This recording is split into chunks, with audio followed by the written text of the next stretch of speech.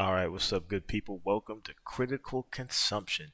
Got a interesting clip I wanted to go over here. So this is from Shawn Stockman, who's a member of the legendary R&B group Boyz II Men. This is from his podcast. He's talking about a couple different things related to music, and specifically, he says that promiscuous music is what has killed award shows. And he actually digs in a bit deeper and shows how it's more than just award shows and why this is important. And this is really interesting, of course, coming from a secular R&B artist who Boys to Men overall they were pretty tame, but they had some joints here and they had some spicy ones. And he was saying that it used to be about balance. There used to be some level of respect, some level of decorum, and now that's all gone. Let's see what he's got to say. Like that, but I think that's the disconnect because MTV brought generations together. Like it is literally segregated because of the devices.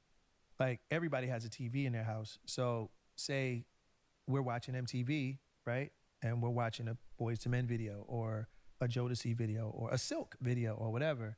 And the parents walk by, they stop and look and go, oh, I like that. You understand what I'm saying? Like it had that terrestrial connection that allowed parents to let that play in their households because there were also some things we just could not play in the house. Yeah, this is really interesting. Watch how he where he goes with this. Talking about his kids and what they listen to. Right. But MTV kind of curated that music for it to be safe, to be played in the households and stuff like that. When my daughter puts on her headsets, when my son does, I don't know what the hell they listening to until later, and then they'll show it, and I go, "What is that? Why are you listening to that? What is that in a good way?" Right. So part of what he's talking about here is there used to be more of a communal nature to listening to music, but also it was easier to track what what your fam was listening to, what your kids were listening to. Now I remember being a kid. YouTube wasn't that big like that, right? You had the stuff on MTV. You had stuff MTV Jams, MTV2, VH1, this, that, and the third. But yeah, if you were playing that, your parents could hear it, so it couldn't be too crazy. And you knew that. You were always aware that like you had to tune in on the channel and you had to play it out loud. And if they didn't like what they was hearing, you're probably gonna get in trouble. Bad way. Sometimes it's good. Yeah. Most of the time it's bad because a lot of times either it sucks or so it's not even the language. No. Like sometimes the music is just bad. It's just bad. Sometimes the music is just bad. And I be saying like, y'all jam to that? Like that's hot. You know what I'm saying? Like just garbage. And then you got some that is a little promiscuous or a little crazy and stuff like that. And you gotta kind of like, every generation had their little Kims. Sure. Every generation. The difference was the accessibility. Mm-hmm. That was the difference. I had to sneak and listen to a Red Fox record downstairs when he was making his nasty jokes and Dolomite and all those guys. Like, you know what I'm saying? Like it wasn't readily accessible to. Yeah, this is huge right here. This is a really, really, really big point. Yeah, there's always been nasty stuff, but number one, there hasn't been as much of it before as there is now, right? Because anybody can make it and anyone can upload it anywhere. But then also, it's way more accessible now than ever before, right? But now you can just hop on your device. You can be on anything. Students of mine, before we start taking their phones, they be doing anything on their phones in school, try and sneak an AirPod in. You don't know what they listening to or what they're watching. And sometimes when I'd catch them, it'd be something crazy. And they wouldn't even understand how crazy it was because they had no metric, right? They weren't showing it to other people, or rather they weren't showing it to anybody older than them. Their parents weren't seeing it, so they weren't even getting any feedback about how crazy the thing was, how wild it was, how extreme it was. And they're just like, oh, it's just a video or it's just a song. And I'd be like, nah, man, it's much more than that. Me, as much as the kids can just flip a switch or flip their thumb up and there it is. Like, yes, we said nasty, but it was categorized. And again, terrestrial radio, yeah, they might have played it, but they played it at a certain time of day. Or the clean version. Right, or the clean version. Right. There were still barriers creatively that consciously that society made sure that, okay, yes, it exists, but we're gonna make sure we keep the kids. It's almost like Agreed. No, he's totally right. There were major barriers. Um, certain stuff was not allowed to play on the radio before 9 p.m., before 10 p.m., right? Adult Swim on TV, right? Adult Swim couldn't come on until after 10 p.m. That was a legal thing, like a legal classification. I mean, it might still be that way, but with the ready access we have now, it doesn't even really matter. There aren't uh, gatekeeps anymore. There aren't really ways to prevent people from getting into this stuff, to prevent children from getting into this stuff, unless you, as a parent or a guardian, are extremely proactive, which we all need to be nowadays. when our parents were partying downstairs, you weren't allowed to go downstairs while your parents were partying because they were doing some adult. You know what I'm saying? So go on upstairs, get your ass. You know what I'm saying? Like, go on up there, because Uncle Junior's drinking his J&B and milk.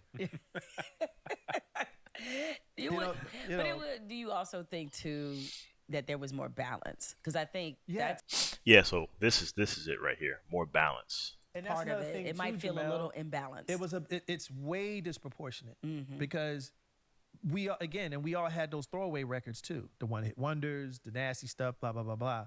But you weren't like just flooded with that. Like again, the balance. Like yeah, you heard that nasty stuff, but then Melba Moore was right behind you right after that, or Phyllis Hyman, or Regina Bell, or So we had a chaser, is what you're saying. yeah, like, Yeah, this is big. This is really important. He's saying, you could have some of that wild stuff, but the stations, whether that's the radio stations, TV stations, whatever, would try and balance that out. They like different stations like here in the DMB area. You had WKYS, you had 99.5, those other stations, and they do all gospel Sundays. And they might still do this during the week. They playing whatever, but all gospel Sundays, right? For a significant portion of the time, they just make sure they playing gospel. Get some of that balance. And he's saying even at these award shows and things, they knew you weren't gonna have nasty stuff all night. They would mix in more tame or more refined classic artists or even gospel artists, right? To try and keep it balanced, man. Keep it balanced. yeah, you know what I'm saying? Shot chasing. Right. You had to chase it, and you had more of that flooding Yep. the market. Now it is literally upside down, where you hear more trash. Let me stop. You hear No, it's trash. Go ahead. Don't be afraid to say it's trash. It really is. Go ahead. more promiscuous music. AKA trash. Well, I love talk. I love talk. Than you did back in the day, which is one of the reasons why, and this is my opinion, the BET Awards is gone. The Soul Train Awards is gone. Pretty much Source, Hip Hop Award, all of that. Yeah, and depending on your age, you might even be aware of some of these, like Source Awards, Soul Train Awards. But there used to be all these different types of award shows specifically trying to celebrate black music or black entertainment. And these are gone now.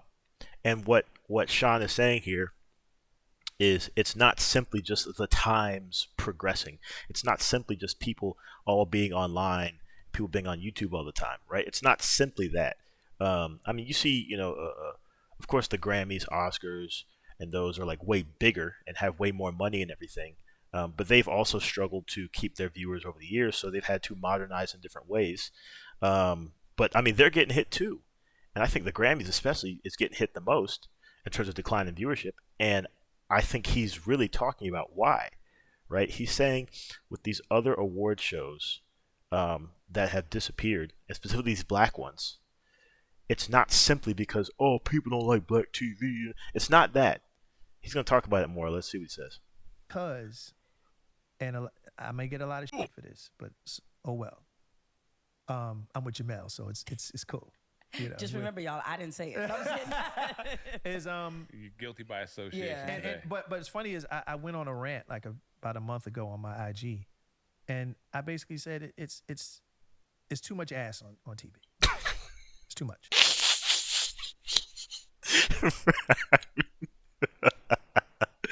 Oh gosh, that's a bar right there. Hey, he's 100% on point. 100% on point. From a heterosexual man, like I think it's too much because And remember, yo, Boys to Men, they got some songs. They got some spicy songs out there, right? They're not just this clean, prissy church group or nothing like that. They got some songs out there, right? And Sean's not a believer either, so he's talking, right, from a natural understanding, right? This is more than just preference. it's too much in the sense where I feel weird watching that with my daughter. Yep, and you should. It should be more than weird, right? It should make us angry. It should disturb us that this is what's given to them and what's shown to them uh, uh, as what it takes to be successful, or what the most successful women are doing in these contexts. It's really insane. Mm, You understand what I'm saying? yeah. Like it's weird being a parent watching the a lot of the artists. It's almost like especially specifically in this case, and I'm not saying because the guys are just as bad with the lyrics and the images, Yeah, definitely. but you almost know in an award show when a girl is singing and you know exactly when she's gonna turn around and twerk. Come on.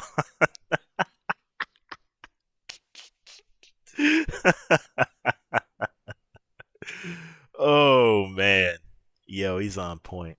He's on point. 100%. And not just when, but you know who. It's so obvious at this point. You know exactly who. You can tell what their stuff about to be about, or if it's not going to be about anything.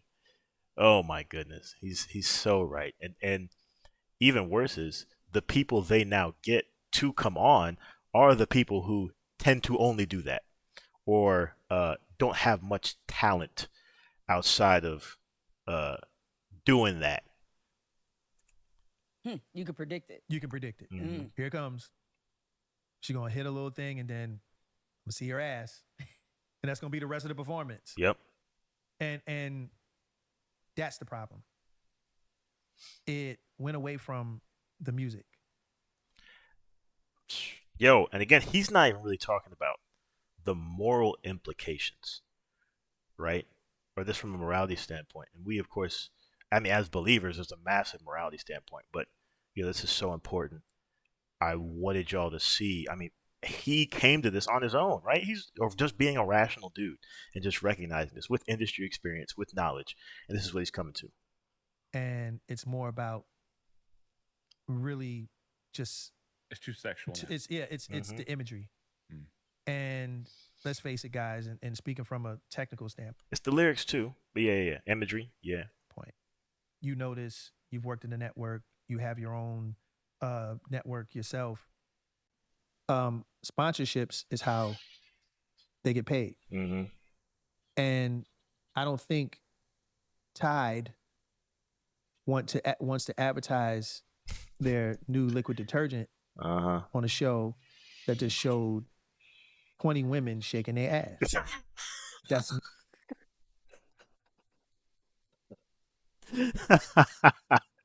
Yeah, they definitely don't.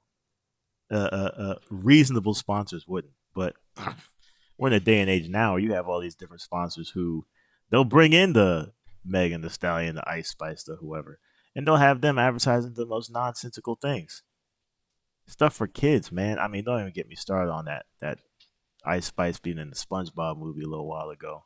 That was insane. Good gracious. not the demo.